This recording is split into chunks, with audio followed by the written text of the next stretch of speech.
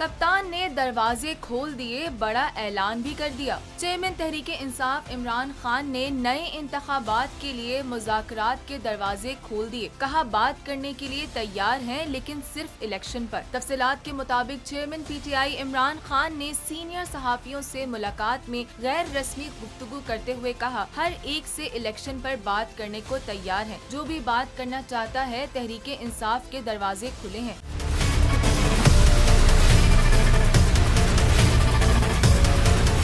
लेकिन बात सिर्फ इलेक्शन पर हो सकती है। चेयरमैन PTI ने कहा कि मैं अपनी फौज को कभी कमजोर नहीं देख सकता। आर्मी चीफ की तकर्रुरी कभी भी मेरा इशू नहीं रहा। मुज़ाकरात के लिए मेरे दरवाजे हमेशा खुले हैं। इमरान खान का कहना था कि सरहदों पर ड्यूटी देने वाले जवान मेरे बच्चों की तरह हैं। मईशत और मुल्क के हर बहरान का बेहतर हल इलेक्शन है। इमरान खान का कहना था कि जिनको मुसल्लत किया गया, डर है कि वो मुल्क का क्या हाल कर देंगे। मुझे अपनी नहीं बल्कि मुल्क की फिक्र है। आज अवाम जिन मुश्किलात से दो चार है, उनके लिए आवाज बुलंद कर रहा हूँ।